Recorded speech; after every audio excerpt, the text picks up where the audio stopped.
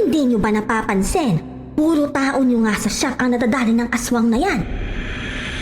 Anong gagawin mo kung alam mong sa inyong komunidad, ang hanap buhay mo ang nagdudulot ng perwisyo sa mga tao? Ganito po ang kwento naming magkapatid sa barangay namin. May puntong kinainisan o kinabuhian pa nga kami ng mga kalugar namin. Pero ang hindi namin malilimutan ay yung kung paano kami napuwersang magbago. At ang ibabahagi ko po ngayon ay tungkol sa aming magkapatid at kung paano kami binatukan ng katotohanan tungkol sa mali naming gawain. Ako po si Bino at ito ang aking kwento. Uy boss, ito na, natapalan na. Kaso manipis na talaga yung interior niyan. Malamang mabutas rin agad yan. Mas maganda niyan, makapagpalit na kayo ng gulong. Hoy pre, hataw na hataw agang buenas Ulul, late ka na naman. Sensya na, relax lang. Nagiging katulad ka na ng kuya mo niyan Pumilos ka na. Isalansan mo dun sa dulo yung mga interior, tapos ito, ikaw na dito sa mga gulong ng motor. Reglado, ito na. Nga pala tol, nadaan ako dun sa karinderya ni na Mang Pido. Pinag-uusapan na naman tong shop. Oo galit na galit si Nita yung nagbubuntis ng 2 beses kada taon. Hinihika daw yung bunso niya Yung pangatlong bunso niya, ang sinisisi itong shop. Grabe na raw kasi yung amoy ng sinusunog na gulong paggabi. Sira ulo mo. Nagbubuntis kada 1 taon, ano yun, kuneho? Hayaan mo na lang yun. Marami naman silang pampagamot Kami, tayo, dito, kailangan natin maghanap buhay. Nek-nek mo. Yaman-yaman na ng kuya mong pulis Kuya, mas sinasabi si Uy, nakakabuisit ka. Palibasa, sanay ka na sa karinyo brutal ng kuya mo. Parang goma na lang din yung katawan mo pag sinasalo mo yung kamao ni Chief Gory Buisit. Sakit na naman ng katawan. Uy, paano? Nakatikim na naman ako kagabi. Pinagpraktisan ka na naman. Bakit na naman? Nabuisit mo na naman Ano naman ang dumali sa'yo? Hook o uppercut? Husay mo talagang hihirit no? Hinagis ako sa pader.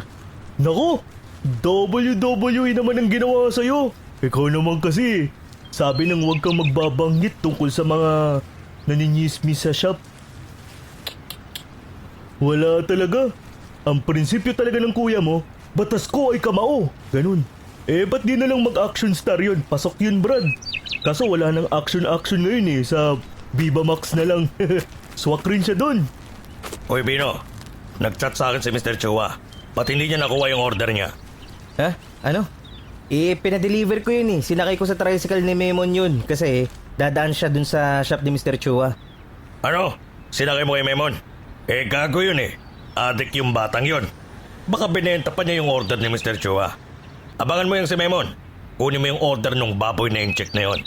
Pag hanggang mamayang hapon, hindi pa na-deliver yan, tatamaan ka sa akin. Sinasabi ko sa'yo. Ayusin mo yan O ikaw, Doc. Boss, wag ako. Hindi ako... Isara mo yung bibig mo. Sumasama ang hangin Mula ngayon, ikaw na magdi-deliver ng order dito. Areglado boss. Ako na bahala. Saka ikaw, naririnig ko yung mga pinagsasasabi mo kanina. Wag na wag akong makakarinig sa inyo ng mga reklamo dito sa shop. Lahat ng may angal sa shop na to, sabihin nyo sa akin ng diretso. Alis na ako. Hoy, Doc. Ba't ka nanginginig dyan? Ayos ka lang? Ha? Ako? Nanginginig? Hindi Baka ikaw. Inabitawan mo na nga yung tinapay Wala na. Umalis na. Relax ka lang, boy. Kung ano-ano kasi sinasabi mo narinig ka tuloy. Pasalamat ka, hindi ka kinutusan. Si Kuya Rigor, isa siyang pulis. Kilala siya sa tawag na Gory. Napakalaki ni Kuya. Napakamainitin din ang ulo niya. Madali ring lumipad ang kamao niya. Kahit nagrereklamo ang mga tao sa shop namin, wala namang nakakagalaw dito dahil sa takot sa kuya ko. Uy, pre. Si Ma'am Neri. Ba't kaya nakakailang yung bike? Oo nga, Baka nasira yung kadena. Ayos. Ako na bahala. Diyan ka lang, Ma'am. Good morning, ma'am. Ay, ano nangyari sa bike niyo? Uy, Pino. Good morning. Na-flat yata yung gulong. Pero hindi ako sigurado eh. Ay, ako na ho bahala. Tara po sa shop, titingnan ko. Ako na ho magdadala. Naku, buti na lang dito ako nasiraan malapit sa shop niyo. Ma'am, good morning po. Hello, good morning. Ano ba yan? Pati kilay mo kumakain ng tinapay oh. May mugmug pa. Ang cute niyo, ma'am. Ha? Ano yun, Bino? Ha? Wala po. Sabi ko ho, itong bike nyo, napa ako. Pero ayos na. Tinapalan ko na lang. Nabombahan ko na rin po. Naku, buti na lang dito ako naflatan malapit sa inyo. Kala ko nga kadena eh. Napa ako pala. Pero nga pala, itong shop niyo ng kuya mo, Bino. Ayos naman ba kita nito dito? Ma'am, sa totoo lang, maliit talaga kitaan sa paghahangin ng gulong. Kaya kahit nagagalit yung mga tao Kaya nagsusunog kayo ng gulong. Ay, alam mo, oo nga. Palagay ko, talagang maliit lang kita nyo dito sa paghahangin. Pero yung pagsusunog nyo naman ng gulong, medyo, alam nyo na, hindi rin siya okay sa mga tao sa paligid nito. Saka sa kalikasan. O sige na, mauna na ako sa inyo. Salamat ulit sa bomba ha. Sige ho, ma'am. Basta pag ikaw, libre kitang bobombahan. Tol, iba yata yan ah. Puro kayo kalokohan dyan. O sige na, salamat ulit. Si Ma'am Neri, teacher siya sa eskwelahang malapit lang sa shop. Matagal ko na siyang crush. Pero syempre, wala akong maipuporma sa ganda at estado niya sa buhay. At kahit si Ma'am Neri, maasim ang opinyon tungkol sa shop namin. Kinagabihan, pasara na ang shop.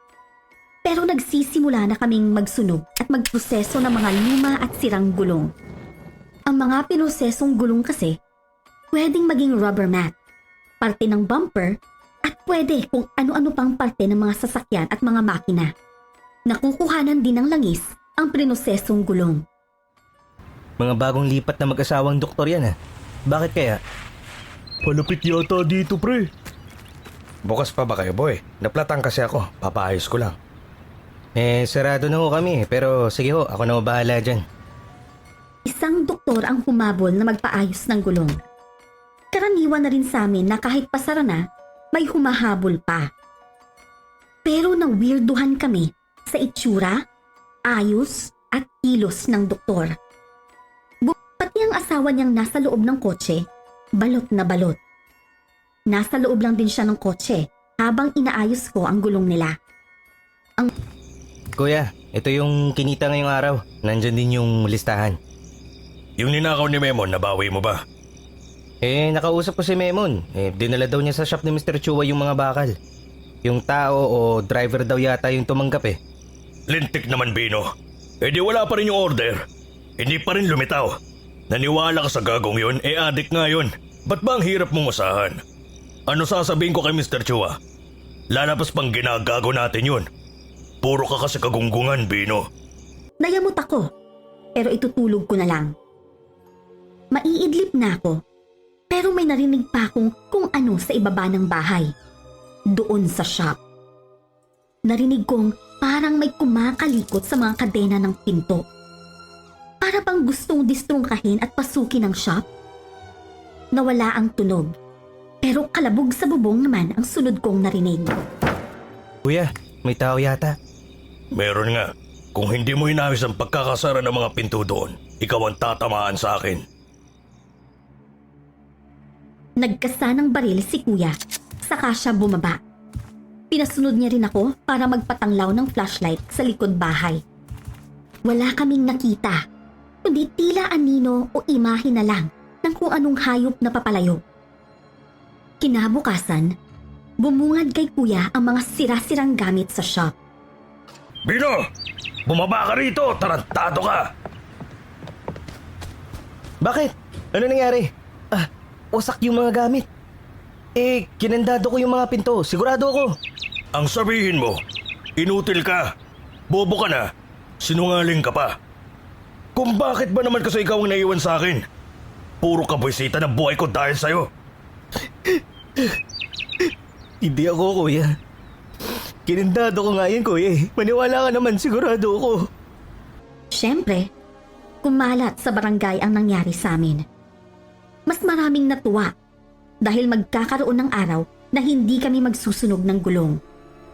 Ano bang nangyari sa inyo? Ninakawan ba kayo?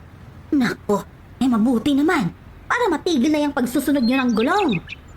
Hindi ho namin sinusunog yung gulong, pinoproseso ho yun. Ganun na rin yun. Sinusunog nyo kasi pinoproseso nyo. Kaya kayo nananakawan eh. Pinakarma na kayo ng kuya mong barumbado. Hindi rin ho kami nanakawan, sinira lang ho yung mga gamit. Ayan na nga bang sinasabi ko. Kasi nga, perwisyo yung negosyo nyo. Kaya pinagsisira ang mga gamit. Sakto ho, kailangan namin kahit panghangin muna ng mga gulong. Baka gusto nyo mag-sideline muna sa amin. Pwede ho kayong maghangin ng gulong para mapakinabangan yung bunganga yung hindi nyo may sara. Kikita pa kayo. Ano ka mo? Narinig niyo ba yon? Napakabastos! Barumbado gaya ng kapatid.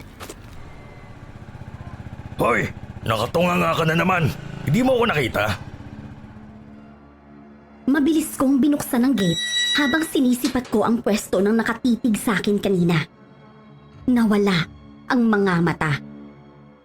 Nang makapasok, ay agad kong inihain kay kuya ang mami.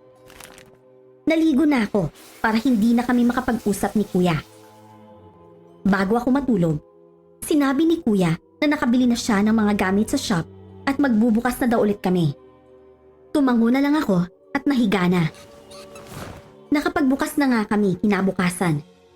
Napalitan na ang mga nasirang gamit. Pero isang balita ang bumulabog sa amin ni kuya ng umagang yun. Bino! Bino! Boss Cory! Hoy, ang aga-agang ingay mo. Ano ba? Pasensya na, boss. Si Toti kasi. Si Toti. Bakit? Naano si Toti? Patay na. Patay si Toti. Pinatay. Isa si Toti sa 3 tao namin sa shop. At dahil sa ibinalita ni Doc, sumugod kami ni kuya kung saan natagpuan si Toti. Kusang kinalbo, pre. Kita mo yung tsura ni Toti? Pre, hindi ko matingnan eh. Binaboy yung katawan. Butas ang katawan. Tumagos. Sino kaya gumawa nun? Oy, Doc! Doc! Tita, ano ba yun? May sunog ba? O may ayuda? Abay sana nga'y may ayuda. Hindi ka nag-iwan ng pera. Wala pang tanghalian sa bahay. Sus, ako pala magbibigay ng ayuda eh. Oh, ayan, 100. Gusto ko kaldereta, kare-kare, bulalo, crispy pata. Abay, tumigil ka nga. Kahit galunggong, kulang yan. Ay, Bina, ano bang nangyari sa kasama niyo riyan? Pinalahura ang katawan ay, Diyos ko. Baka nga kaawa yan ng kuya mo. Tawagin ko po si kuya dun sa taas. May sasabihin po yata kayo eh. Teka lang ho. Ay, hindi na. Hoy, Doc, mag-uwi kang ulam sa hapunan. Nagulantang ang barangay sa nangyari kay Toti. Unang beses na may nangyaring karumal-dumal na krimen sa amin. Sunod-sunod rin ang pagkakasakit ng mga tao doon. 1 linggo namang nagpabalik-balik ang sakit ni kuya. Ano na naman? Bangka pa rin yung mga chismosa doon. Anong gagawin ko? Sinunggaban ako nung adik eh. Tutuluyan ko talaga yun. Kesa ako madali nun. Tama lang din na natodas ko yun. Adik yun eh. Hayaan mo na lang yung mga chismosa, kuya. Magpagaling ka na lang muna. Nagluto na ako ng nilaga para may sabaw. Kainin mo rin yung mga prutas dyan. Mag-iisang linggo ka nang may sakit, kuya eh. Baka lang gusto mo magpatingin na. Wala to. Napapagod lang siguro ako. Yang shop, huwag mong isasara yan ha. Mawawalan tayo ng customer kahit saglit mo lang isara yan. Sandali lang ho, ito na. Magandang gabi. Kayo ho yung Doc Eric na lang. Si Doc Liza, kasama ko rin. Good evening. Pasensya na kung nabigla namin kayo. Pero tinawagan kami ng hepe ni SPO3 Rigor Batumbakal. Kaibigan namin yung hepe na yon. Pinakisuyuan kaming i-check up si Sir Rigor. Bino, sino yan? May bisita sila Doc Eric saka Doc Liza. Gabi, pero hindi ko kailangan ng doktor. Kaya ko naman po. Salamat na lang po. Kung pwede, magpapahinga na ako. Gabi na rin eh. Salamat ulit sa pagpunta. Hindi pwede. Kailangan kang matingnan. Kami ang bahala sa'yo, Sir Rigor. Sa halos pabulong at malamig na tono, wala kaming nagawa ni Kuya kundi papasukin ang mag-asawa. Parang natulala din si Kuya at sumunod na lang sa lahat ng inutos ng dalawang doktor. Sinubuan nila si Kuya ng itim na parang ugat. Nilapatan rin nila siya ng kung anong dahon sa noo. Biglang sumulpot si Ma'am Neri. Sandali! Ma'am Neri? Good evening, ma'am. Magpapa-check up ka rin ba? Tapos na kami kay Sir Rigor. Halika, maupo ka. Ikaw na ang susunod. Hindi ako magpapagamot. Tapos na po kayo, di ba? Gabi na. Siguro ho, hayaan nyo nang makapagpahinga si Mang Gory. Oo nga, gabi na. Hindi ka dapat naglalabas pag gabi na. Pero ikaw, ma'am, ano bang ginagawa mo dito? Hindi ka pa talaga magpapa-check up? Sayang naman. Hindi. Wala po akong sakit. Dadalahan ko lang ng lugaw sa kagamot si Mang Rigor. Totoong gamot.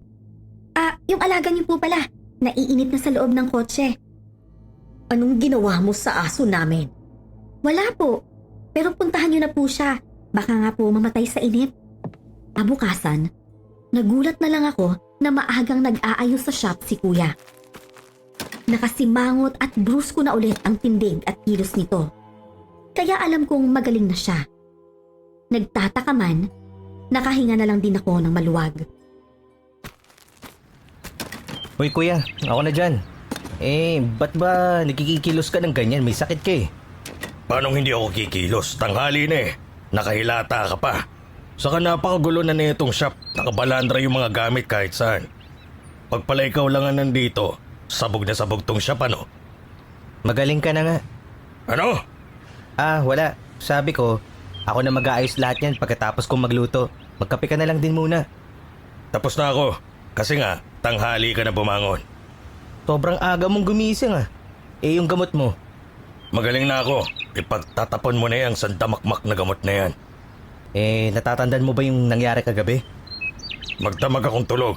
Paano ko malalaman kung anong nangyari? Bakit ba? Hindi alam ni Kuya kung ano ang nangyari kagabi. Malinaw sa akin ang lahat. Pero nagtataka pa rin ako na wala man lang talaga akong ginawa nung parang hihiwain ng mga doktor si Kuya. Uy kuya, ano ba yan? Anak nang, sira ulo to ah. Hoy, bumangon ka nga dyan. Hoy, Ano kayo nangyari dyan? lasing yan. Iinom-inom tapos mamemerwisyo. Hoy, pag hindi ka bumangon dyan, tatadyakan kita.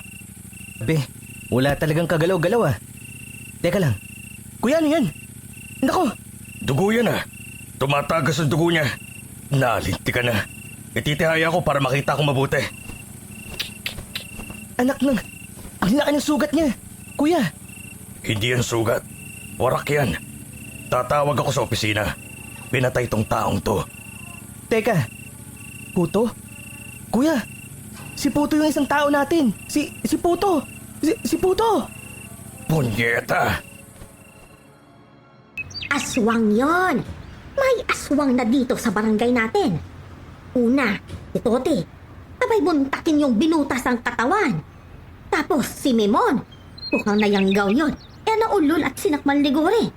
Tapos kagabi, hindi namang si Puto. Kitang-kita ko. Ay, Diyos ko, hindi ko matingnan. Pero kitang-kita ko. Ano ba talaga aling nati? Hindi mo matingnan pero kitang-kita mo. Pagtigil ka nga riyan. Basta, kitang-kita ko kasi sinulyapan ko. Napakaraming dugo tapos warak ang harapan ng katawan. Ay, Diyos ko, ano ba yung nangyayari sa barangay natin? Ay, hindi kaya dahil may mga taong ayaw tumigil sa paggawa ng ikapeperwisyo ng maraming tao. Kaya tayo parang dinidemonyo din eh. Jesus Maria Joseph.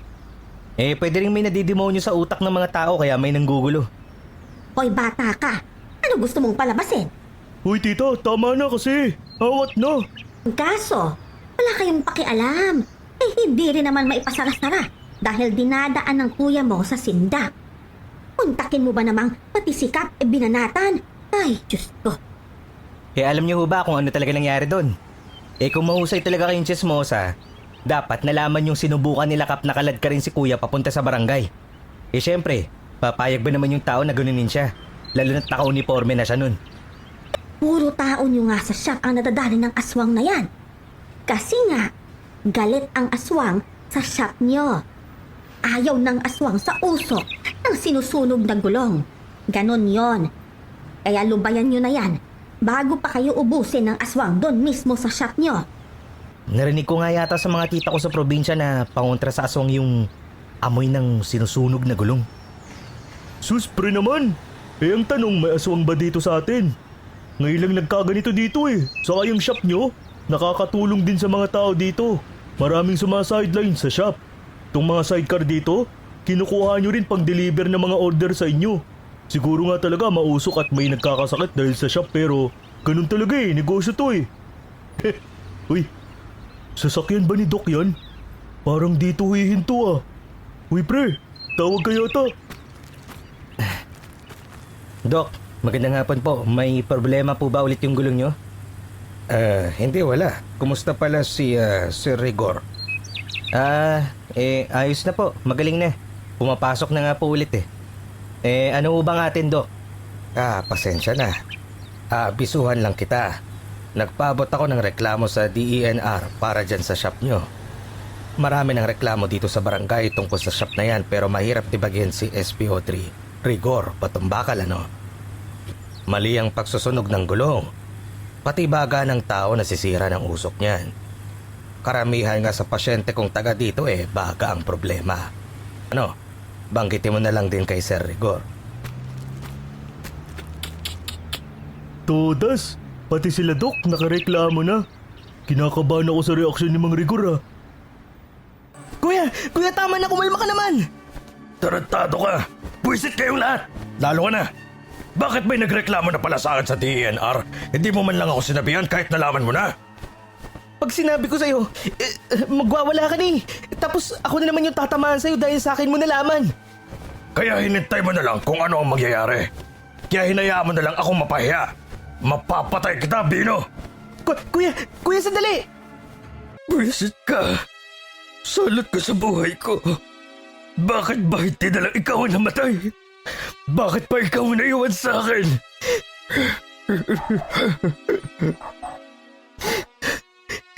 Oo nga, kuya. Sana nga ako na lang ang namatay. Alam ko kung ba't ka nagkakaganyan. Nagre-rebelde ka pa rin dahil sa pagkawala ni Papa. Naaalala mo pa bang kapatid mo ko?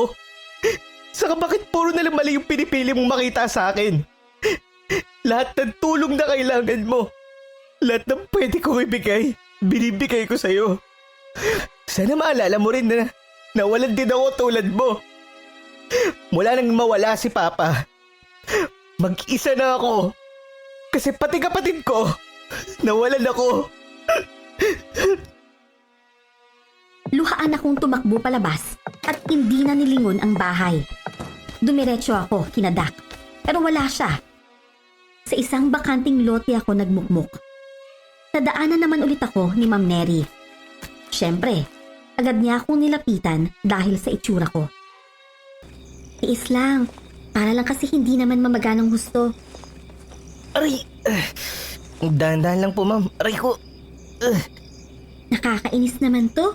Ma'am pa rin ang tawag sa akin kahit inaasikaso ko na siya. Paano po ba kasi teacher kayo, ma'am eh? Bakit? Estudyante ba kita? Saka, ganun lang palang tingin mo sa akin. Kala ko ano tayo. Kasi... Di bali na nga. Namimilipit ka na sa hiya dyan eh. Ano?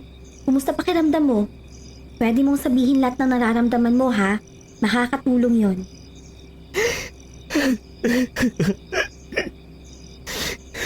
Neri, gusto ko na yatang mamatay. Mag-isa kasi ako eh. Hirap na ako, Neri. Hindi kong naririnig na sana ako na lang yung nawala. Sana nga ako na lang yung nawala eh. Kasi ang hirap mag-isa. Napakahirap, Neri. Wala nang naitugon si Neri kundi banayad na yakap. Hindi ko na rin napigilang sumubsob at umiyak sa balikat niya. Higit 10 minuto kami sa ganoong posisyon na walang maririnig kundi ang mga hikbi ko. Pinunasan niya ang luha ko at inaplos ang mukha ko na malapit na rin sa mukha niya. Inilapat na lang niya ang labi niya sa labi ko. Hindi ko na malayang ako na ang kumukubkob sa labi niya. Napahinto lang kami nang makarinig kami ng sunod-sunod na katok. Uy! Ikaw pala, Dak! Ma'am Neri, pasensya na. Magandang gabi. Si Bino po. Dak, ito ako. Pasensya na pre, pero pinapahanap ka kasi sa akin ni Mangguri. Nagwawala dun sa amin. Ganun ba? Sige, Neri. Sige na, Bino. Mag-iingat ka, ha? Sige. Salamat, Neri. Balik ka na lang dito. Ingat! Ano pre, ayos ka lang? Dito muna tayo saglit. Sige, ayokong umuwi Sino ba naman ang gugustuhin umuwi kung ganyan?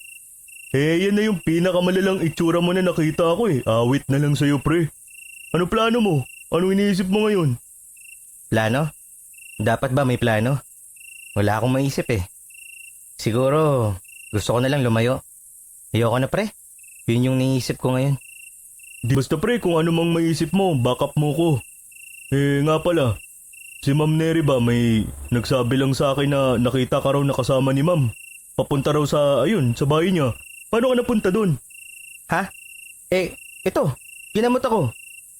Nakita kasi akong umiyak dyan. Tinawag ako, tas kinamot ako. Nakakahiya nga Ganon?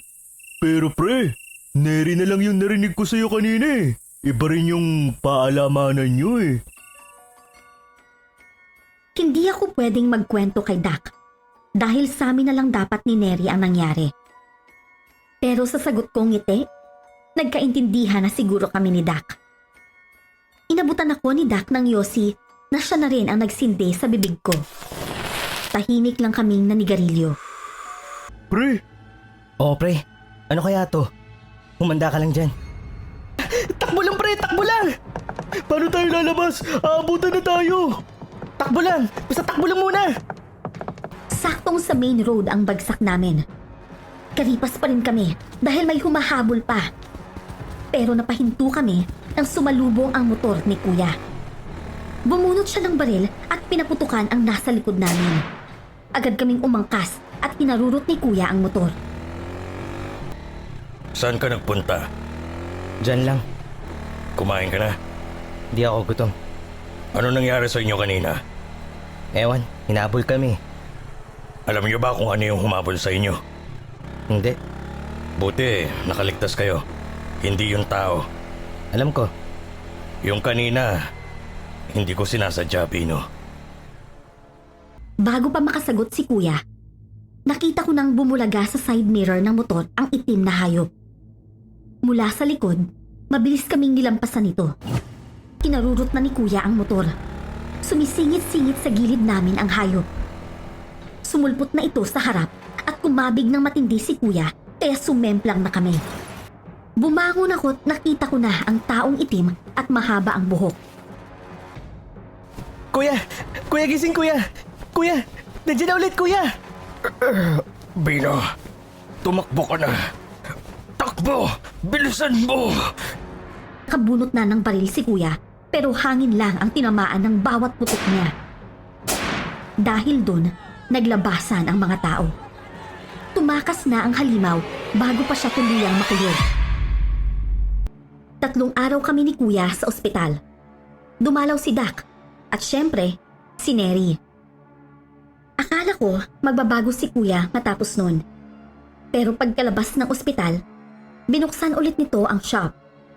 Tuloy ang perwisyong negosyo, kaya tuloy din ang chismis sa amin at mas tumindi pa. Si Kuya kasi, nangongompronta na ulit ng mga tao. Ngayon naman, hinahanap na niya kung sino sa mga galit sa negosyo namin ang aswang. Nagbanta na naman siya sa buong barangay. Hindi ako natatakot sa inyo, kahit paswang kayo. Sino mang nananarantado sa buhay ko, hindi ko palalampasin. Kahit paswang yan o kahit ano pang klaseng demonyo yung hayop na yan. Ako lang ang demonyo sa lugar na to. Kaya wag na wag niyo akong susubukan. Kuya, tama na. Ano ba? Bakit? Tama naman ako, Bino. Kahit muntik nang matodas ng aswang no isang gabi, hindi man lang natinag. Ito namang kapatid, halos lumpuhin na siya't lahat. Pinagtatanggol pa rin ang kuya. Tita, ayan ka na naman eh. Tama na yan. Ito na 200 oh. Gawin ko ng 500 para makaalis ka na. Anong palagay mo sa akin? Mukhang pera? Hindi ho. Mas mukha kayong bidyoke. Kasi lalo kayong umangal-ngal habang nilalagyan kayo ng pera. Ay, naku, napakabwisit mo. Kayo ng kapatid mo. Hoy pre, musta ka naman? Ayos naman. Wala namang choice eh. Saka ikaw yung di ayos. Isang linggo kang wala eh. Oo nga eh. Sensya na. Kasi kinakabahan akong maglalalabas eh. Pre, gabi-gabi ko pa rin napapanaginipan yung humabol sa atin. Parang nandyan lang yun sa paligid eh. Anong forma yan pre? Balot na balot ka. Nakamask ka pa. Pahinging tubig. Problema mo pre. Teka. Oo na. Galit ka eh. Oo yan. Pre, tulong. Uy pre! Grabe yung isinuka mo! Bakit pre? Teka, maupo ka lang muna. Hindi, dito ka sa lababo. Dito ka sumuka. Tulungan mo ko, pre. Ano? Bakit pa pre? Nangingitim ka pre oh. Uy, ano na? Pre, humiga ka muna. Naglalaway ka na. Teka lang. Uy! Pre, umalis ka na lang, pre. Hindi ko na kaya.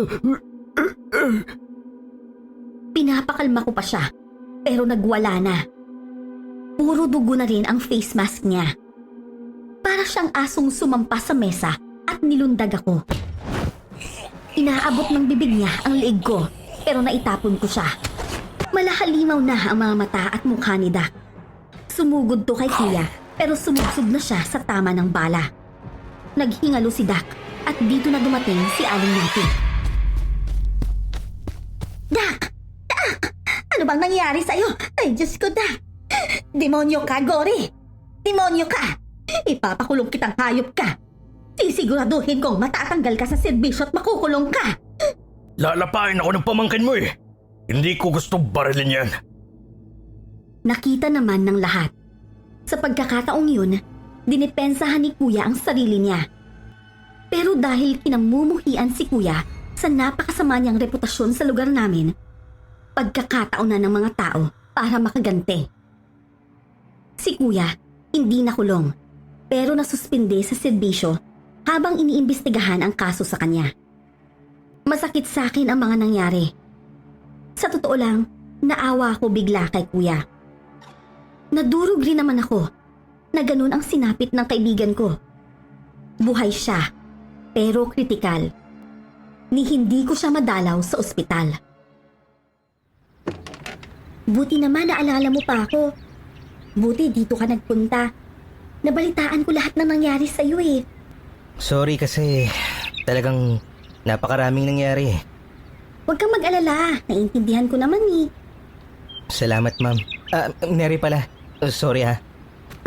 Ewan ko sa'yo. Ma'am Neri ka pa dyan. Hoy, Neri! Lumabas ka dyan, Neri! Wawasakin ko tong pinto! Si Kuya. Ano ba yun? Kuya, ano ba? Teka Kuya.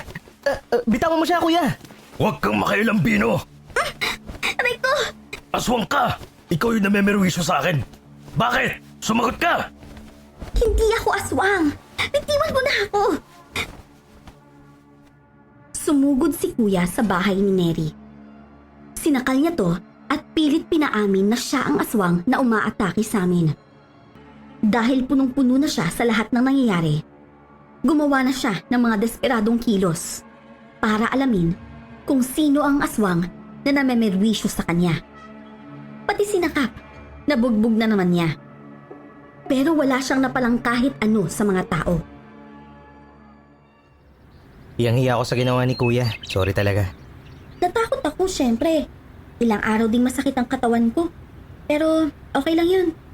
Pero nandun pala siya sa klinik ng mag-asawang doktor? Oo ayaw sana namin doon kasi yun yung nagreklamo sa amin sa DENR. Kaso, yun na yung pinakamalapit Saka doon nadala si Dak Tapos, paglabas niya sa ospital na yun, nagkagano na siya. Pero ang narinig ko, nakauwi na raw sa bahay si Dak. Nagpapagaling na lang daw. At tungkol naman sa ospital na yun, tayo lang Bino ha. Kung kaya mo, huwag mong iiwan yung kuya mo doon. Kung gusto mo, pati ako magbabantay para may kasama ka na rin doon. Doon na lang muna tayo. Bakit? Anong huwag kong iwan? Basta, mahirap ipaliwanag Basta kung naiinip ka doon o ayaw mo mag-isang magbantay, sasamahan kita. Hindi siya pumapayag na mag-isa ako sa klinik na yon. Ewan kung bakit. Pero para bang praning na praning siya tungkol doon. Dok, good morning po. Mamaya na. Marami pa akong inaasikaso. Dok, dapat ngayon na. Yung kuya ko, ano pa talaga nangyayari sa kanya? Parang gulpi lang naman yung inabot niya. Bakit halos di siya makapagsalita? Bakit ba hindi ka makaintindi? Sabi ko, mamaya na. Akala mo, hindi simpleng bugbog ang inabot ng kuya mo. Bukod sa nabagok siya, nayanig din ang spinal column niya. Talagang hindi mo siya makakausap ng maayos. Bakit lagi siyang parang binabangungot? Minsan nagwawala, nangingisay habang naglalaway. Epekto lahat yon ng gamot niya. Alam mo, kahit anong paliwanag ko, hindi tayo magkakaintindihan kasi kaming mga doktor lang ang nakakaalam ng mga ganito. Maiintindihan ko ang sasabihin nyo kung gusto nyong ipaintindi. Hindi ko rin iiwan si kuya dito, tsaka... Bino, tama ba? Kung ipaintindi ko sa iyo ang lahat, baka pagsisihan mo pa. Kaya kung ako sa iyo, umuwi ka na at kami na ang bahala kay SPO Tribatumbakal. Pero hindi na nga pala siya pulis. At yung pagsusunog nyo ng gulong kung alam mo lang kung gaano ang pinagdudusa namin sa usok na yan. Pinuntahan ko si kuya at ipinainom sa kanya ang isang botelyang katas ng kalamansi. Sunod kong pinainom sa kanya ang katas ng kung anong halaman na nasa botelya rin. Hindi mailinaw ni Neri, pero sinabi niyang ipainom ko raw kay kuya ang mga yon 1 beses sa isang araw. Kuya! Gising kuya! Gising! Bino, umalis ka na, Bino. Halimaw yung mga doktor. Aswang sila. Pero hindi pwede kuya. Pareho na tayong aalis.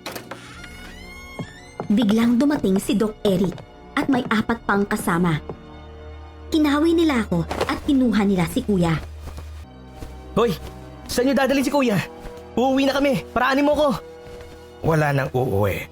Sabi ko sa'yo, matindi ang pahirap na ibinigay nyo sa amin dahil sa pagsusunog ng gulong. Nandyan na kami. Tagu-taguan. Walang mapuntahan. Pagbilang pong 10, mauubos ang laman. Napakarami yan kuya! Takbo na, Bino! Bilis! Lamunin niyo tong buntot page! Pre, dito tayo! Bilis! Tara na, Bino!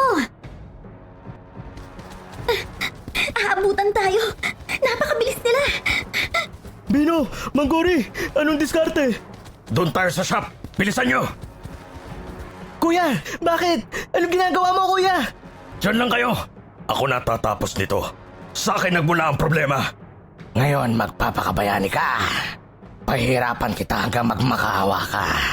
Hindi kami makapagparami dahil sa alingasaw ng kabalbalan mo. Isusunod namin ang kapatid mo matapos ka naming durugin. Ngayon, nadali ko kayo. Tanga rin kayo. Sabi nyo, nanghina kayo sa pinagkakagawa ko? Ngayon, dito kayo sa teritoryo ko. Pinagkakalat ni kuya ang mga gulong. Pati mga aparato namin, ikinalat niya. Kuya! Anong gagawin mo? Delikado yan! Huwag yan kuya! Neri, ilayo nyo si Bino! Pre, tara na! Huwag na! Pino! Pino, tara na! Narinig ko na ang putok ng baril ni kuya at sinundan to ng pagsabog. Sa pagkakaintindi ko, pinasabog na niya ang buong shop kasama ang mga gulong para siguradong mapuksa ang mga aswang. At dahil nga puro gulong ang laman ng shop, napakalaki ng naging sunog. Agad namang nakatawag ng bumbero at ambulansya si Doc. Oh, kain pa! Lakihan mo naman ang ano. Mapupunit na yung bibig ko eh. Sus, ang arte. Alam mo, ang OA mo, ikaw na nga sinusubuan eh. Ito naman, naglalambing lang eh. Pero, salamat ulit, Neri. Kung hindi mo ako tinuruan kung paano gagawin kay kuya sa ospital, siguradong aswang na siya ngayon. Buti rin, alam mong aswang yung mga yan tapos talagang hindi mo ako iniwan. Isang linggo ka rin dito sa ospital. Dami namang pasalamat nito. End credits na ba? Ang drama mo eh. Noong 20 anyos si Neri, nakunan siya dahil sa mag-asawang doktor na yon. Kaya alam niyang aswang sila. At naghintay lang din siya ng pagkakataon para makaganti sa kanila.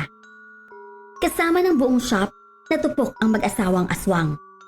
Si kuya naman, nakaligtas siya sa pagsabog. Naputulan nga lang siya ng braso, kaya talagang hindi na bumalik sa serbisyo. Nagretiro siya at nagtayo ng ibang negosyo. Gamit ang nakuha niya sa pagre-retiro at mga ipon niya, nagba-buy and sell na siya ng mga construction materials. Masungit pa rin siya, pero pinipilit niyang magbago. Siguro, natauhan ng puso niya dahil sa napakatinding nangyari sa amin. Pati ang relasyon naming magkapatid, mas maayos na rin talaga. Kung alam mong nakakapirwisyo ka ng mga tao, sana wag mo nang ituloy. Dahil hindi mo rin alam kung ano ang pwedeng mangyari o magawa ng mga taong maapektuhan ng maling gawain mo. Pero sana maging inspirasyon ng mga may parehong pinagdadaanan. Hanggat kaya, huwag nating susukuan ang mga taong mahal natin. Muli, ako si Bino.